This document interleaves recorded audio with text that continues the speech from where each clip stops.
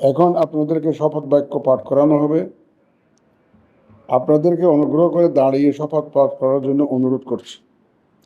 উল্লেখ্য যে আমি শব্দটি উচ্চারণের পর মাননীয় সংসদ সদস্যগণ ডট চিহ্নিত স্থানে নিজের নাম পাঠ করবেন। আমি সংসদ সদস্য নির্বাচিত হইয়া সশ্রদ্ধ চিত্তে শপথ বা দৃঢ়ভাবে ঘোষণা করিতেছি যে আমি যে কর্তব্যভার গ্রহণ করিতে যাইতেছি তাহা আইন অনুযায়ী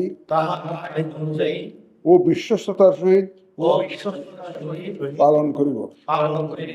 আমি বাংলাদেশের প্রতি অকৃত্রিম বিশ্বাস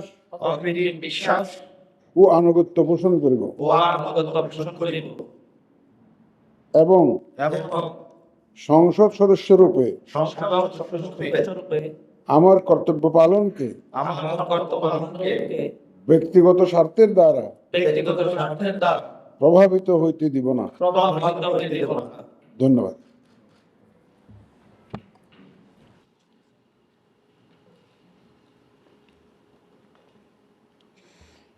ধন্যবাদ মাননীয় প্রধান নির্বাচন কমিশনার জনাব এএমএম নাসির উদ্দিন। সংসদ সদস্যগণকে শপথপত্রে নির্ধারিত স্থানে নিজ নির্বাচনী এলাকা উল্লেখপূর্বক অধ্যকার তারিখ সহ স্বাক্ষরদানের জন্য বিনীত অনুরোধ জানাচ্ছি।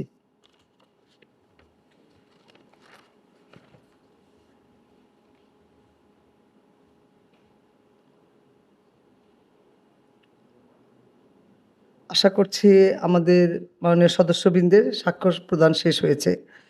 মাননীয় সদস্যবৃন্দ, এখন জুলাই জাতীয় সনদ সংবিধান সংস্কার বাস্তবায়ন আদেশ 2025 অনুযায়ী সংবিধান সংস্কার পরিষদের সদস্য হিসাবে শপথ গ্রহণ ও স্বাক্ষর প্রদান অনুষ্ঠিত হবে।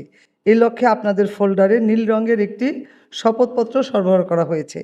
আমি এখন জুলাই জাতীয় সনদ সংবিধান সংস্কার বাস্তবায়ন আদেশ 2025-এর অনুচ্ছেদ 8 এবং তফসিল 1 অনুযায়ী শপথ পাঠ পরিচালনাকারী মাননীয় প্রধান নির্বাচন কমিশনার জনাব এএমএম নাসির উদ্দিনকে সংবিধান সংস্কার পরিষদ সদস্যগণকে শপথ পাঠ পরিচালনার জন্য বিনীত অনুরোধ করছি। বিসমিল্লাহির রহমানির রহিম। মাননীয় সদস্যবৃন্দ, এখন আপনাদেরকে সংবিধান সংস্কার পরিষদ সদস্য হিসাবে শপথ বাক্য পাঠ করানো হবে। আপনাদেরকে অনুগ্রহ করে দাঁড়িয়ে শপথ পাঠ করার জন্য অনুরোধ করছি। উল্লেখ্য যে আমি শব্দটি উচ্চারণের পর মাননীয় সংবিধান সংস্কার পরিষদের সদস্যগণ ডট চিহ্নিত স্থানে নিজের নাম পাঠ করবেন। আমি সংবিধান সংস্কার পরিষদ সদস্য হিসাবে সশ্রদ্ধ চিত্তে শপথ করিতেছি যে আমি যে কর্তব্যভার গ্রহণ করিতে যাইতেছি তাহা আইন অনুযায়ী ও বিশ্বস্ততার সহিত পালন করিব। আমি বাংলাদেশের প্রতি অকৃত্রিম বিশ্বাস ও আনুগত্য পোষণ করিব এবং পরিষদ সদস্যরূপে আমার কর্তব্য পালনকে ব্যক্তিগত স্বার্থের দ্বারা প্রভাবিত হইতে দিব না। ধন্যবাদ। ধন্যবাদ মাননীয় প্রধান নির্বাচন কমিশনার জনাব এএমএম নাসির উদ্দিন।